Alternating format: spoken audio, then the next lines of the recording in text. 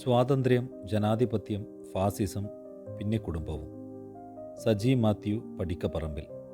സമൂഹത്തിലെ ഏറ്റവും അടിസ്ഥാന ഘടകമായ കുടുംബത്തിലെ വ്യവസ്ഥകൾക്കും വ്യവഹാരങ്ങൾക്കും സ്വാതന്ത്ര്യം, ജനാധിപത്യം, ഫാസിസം മുതലായ പരികൽപ്പനകളുമായി എന്തെങ്കിലും ബന്ധമുണ്ടോ എന്ന് ചിന്തിക്കുന്നത് പ്രത്യക്ഷത്തിൽ അനൗചിത്യം എന്ന് തോന്നാമെങ്കിലും സൂക്ഷ്മതലത്തിൽ പ്രസക്തമാണ്. നമ്മുടെ രാജ്യത്തിൻ്റെ 79ാമത് സ്വാതന്ത്ര്യ ദിനമാണ് നാം ആഘോഷിച്ചു കഴിഞ്ഞത്. സ്വാതന്ത്ര്യ സമര സേനാനികൾ അവരുടെ ജീവൻ തൃണവൽക്കരിച്ച് സമാനതകളില്ലാത്ത സഹന സമരത്തിലൂടെ ബ്രിട്ടീഷ് അടിമത്തത്തിൽ നിന്നും നമുക്ക് സ്വാതന്ത്ര്യം നേടിത്തന്നു. അസ്വാതന്ത്ര്യം അനുഭവിച്ചവർക്ക് മാത്രമേ സ്വാതന്ത്ര്യത്തിൻ്റെ യഥാർത്ഥ വില എന്തെന്ന് മനസ്സിലാവുകയുള്ളൂ. അതുകൊണ്ട് തന്നെ ആധുനിക തലമുറയ്ക്ക് സ്വാതന്ത്ര്യം എന്നത് അത്രയ്ക്കൊന്നും മൂല്യവത്തായ ഒരു കാര്യമായി തോന്നണമെന്നില്ല. കാരണം അവർ രാഷ്ട്രീയമായോ സാമൂഹ്യമായോ ആയ അടിമത്തത്തിൻ്റെ അനുഭവത്തിലൂടെ കടന്നുപോയിട്ടില്ല എന്നത് തന്നെ. യഥാർത്ഥത്തിൽ സ്വാതന്ത്ര്യം എന്നത് വായു, ജലം, വസ്ത്രം, പാർപ്പിടം മുതലായ അടിസ്ഥാന ആവശ്യങ്ങൾ പോലെ തന്നെ നിലനിൽപ്പിന് അത്യന്താപേക്ഷിതമായ ഘടകം തന്നെയാണ്.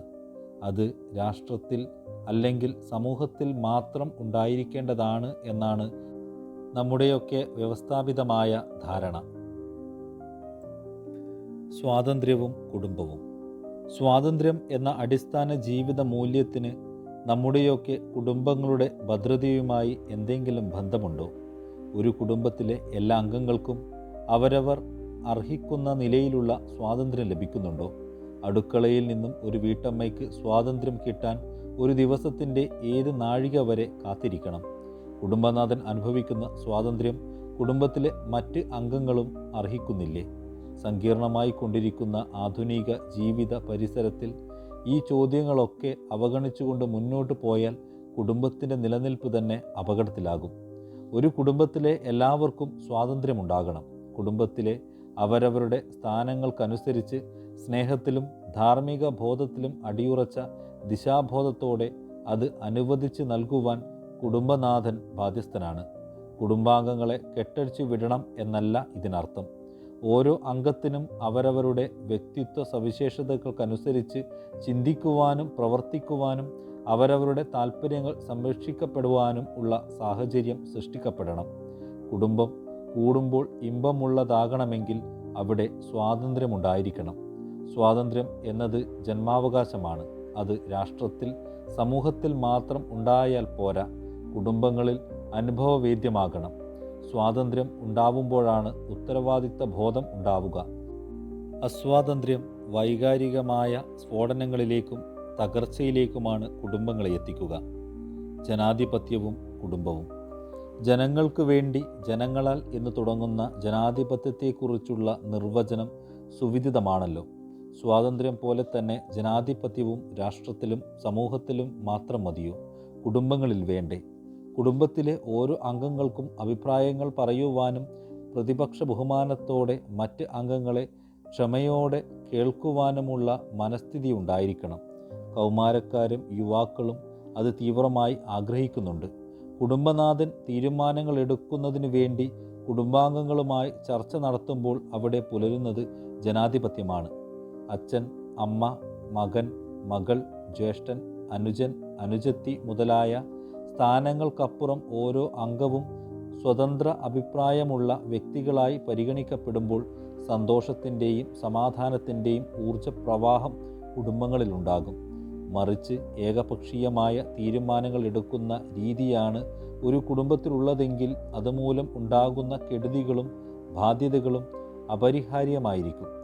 ആകസ്മികമായി ഉണ്ടാകുന്ന സാഹചര്യങ്ങളിൽ ഒരു കുടുംബനാഥൻ ഏകപക്ഷീയമായി തീരുമാനം എടുക്കേണ്ടി വന്നാൽ പോലും അതിന് മാനസികമായ പിന്തുണ കിട്ടണമെങ്കിൽ കുടുംബത്തിൽ ജനാധിപത്യ കീഴ്വഴക്കത്തിൻ്റെതായ ഒരു സാഹചര്യമുണ്ടായിരിക്കണം. 3 or 4 അംഗങ്ങൾ മാത്രമുള്ള ഒരു കുടുംബത്തിൽ എന്ത് ജനാധിപത്യം എന്നാണ് ചോദ്യമെങ്കിൽ 3 പേരുള്ള കുടുംബത്തിൽ ജനാധിപത്യം ഇല്ലെങ്കിൽ 3 കോടി ജനങ്ങൾ ഉള്ള സംസ്ഥാനത്തെ ജനാധിപത്യം കൊണ്ട് ആ കുടുംബത്തിന് അടിസ്ഥാനപരമായ നേട്ടമൊന്നുമില്ല എന്ന് തന്നെയാണ് ഉത്തരം. ഫാസിസവും കുടുംബവും. ഫാസിസം 20ാം നൂറ്റാണ്ടിൽ ഇറ്റലിയിൽ ബെനീറ്റോ മുസോളിനിയുടെ നേതൃത്വത്തിൽ വളർന്നു. പിന്നീട് അഡോൾഫ് ഹിറ്റ്ലറിലൂടെ ജർമ്മനിയിൽ ഇത് കൂടുതൽ ഭീകരരൂപം പ്രാപിച്ചു. ഫാസിസം എന്നത് ജനാധിപത്യത്തെയും വ്യക്തി സ്വാതന്ത്ര്യത്തെയും ഇല്ലാതാക്കി ഏകാധിപത്യം മാത്രം മുന്നോട്ട് വയ്ക്കുന്ന ഒരു വ്യവസ്ഥയാണ്. സമൂഹത്തിൽ സ്വാതന്ത്ര്യം, ജനാധിപത്യം ഇവ നിർലോഭം പുലരണം എന്ന് ഘോരഘോരം പ്രഘോഷിക്കുന്ന പലരും സ്വന്തം വീട്ടിൽ ഫാസിസ്റ്റുകളാണ്.